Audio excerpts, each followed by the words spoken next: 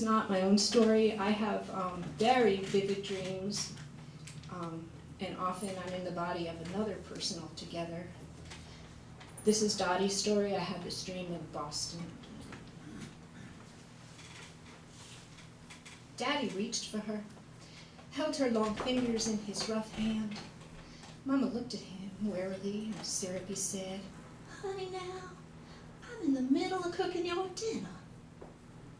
She wiped her hand free on the apron tied over her navy blue polka dot dress. She picked up the metal spatula again, her summer arms bare. She kicked off her pumps at the door, hurrying to the kitchen late with frozen skillet patties and fries for the oven on an already too hot night. Hamburgers sizzled in the frying pan behind them, and he held her left hand tight, stroking her fingers.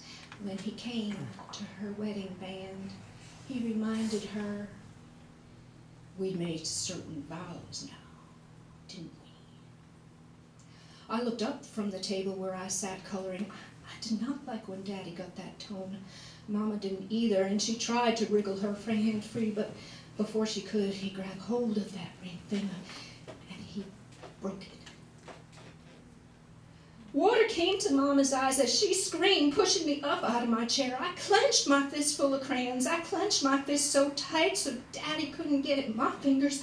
I wanted to keep my hands, my arms, my fast legs, but my eyes would not turn away. My eyes stayed on Mama and Daddy's twisted face. He changed from one eye blink to the next. He changed from the strong man that provided for us to the strong man that hurt us. He changed from sweet caresses to breaking fingers. We made certain vows now, didn't we?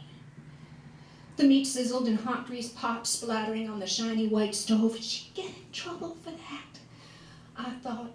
But it wasn't the grease he was mad about. He took her arm and ran his nose along it, sniffing her scent. Mama's face was white, tears rushing down her chin, but she had stopped up her scream and was thinking now. You could see it. I huddled thinking, how was she gonna talk her way out of this? How was she gonna get away with only one broken finger? What you doing, Johnny? I know how tickling makes me. But he wasn't tickling her. He was sniffing her like a dog on a scent, and when he got to the crook of her arm just inside her elbow, he stopped. "Now what's this here?" he whispered. "What, Johnny?"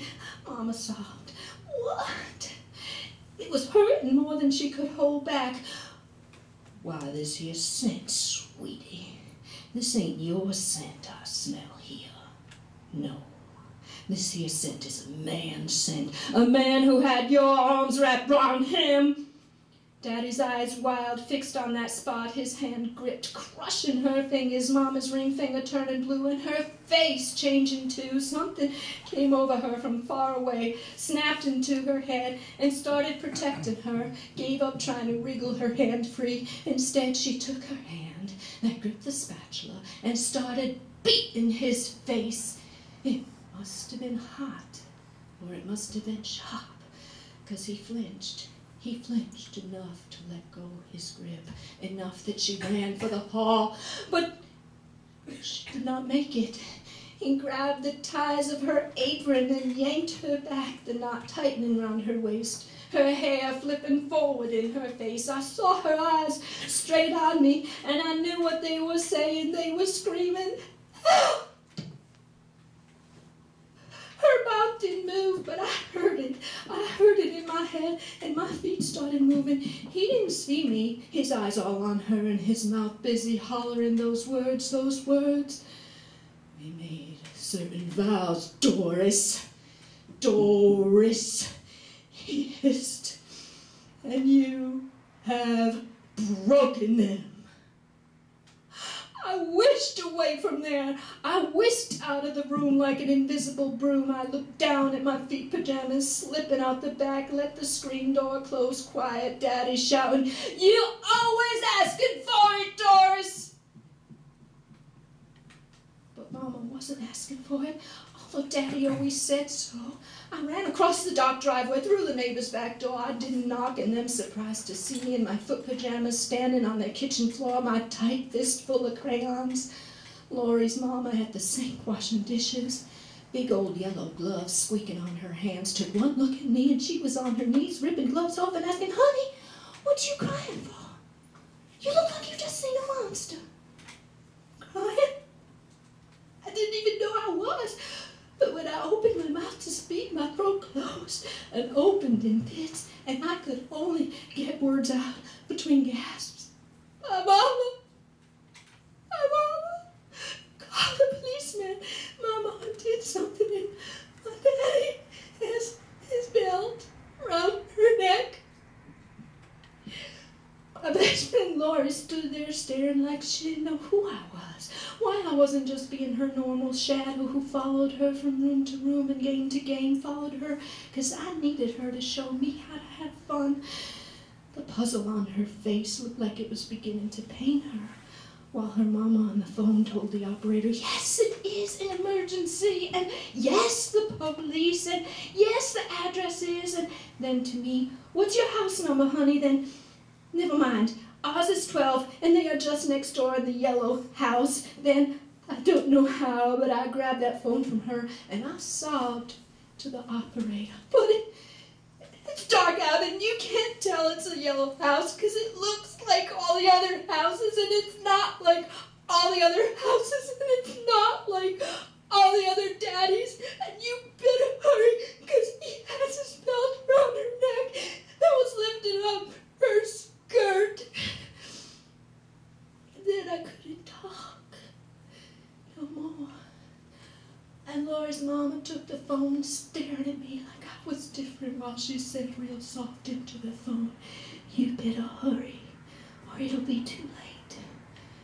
But I heard her, and I was already thinking how each time he squeezed that belt round her neck and pushed her from behind, how each time a little bit of Mama's light went out, and time was ticking by, and there were no cars. It was just getting darker all around us, and Lori's mama had already given them dinner, had already cleaned up the kitchen, fed her husband, and sent him off to the late shift, always put a fresh cloth on the table, and was scrubbing the last of the pots.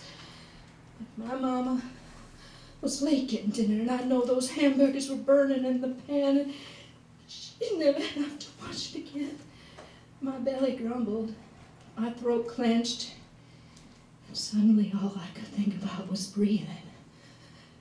But not breathing, my throat not working, no air, no words, my throat closing up. I couldn't talk. I couldn't breathe, and there was Lori, standing in front of me, her hand full of dog-eared coloring books, and one shiny new one, handed it out to me.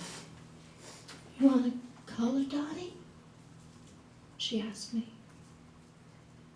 I stared at her hand, but instead I saw her mama's hand reach up, push her thumb up under the belt, try to loosen it from her throat. I just imagine. What if she didn't wear an apron? What if it had come untied? What if he never got hold of her? I opened my hand and saw I'd broken all the crayons.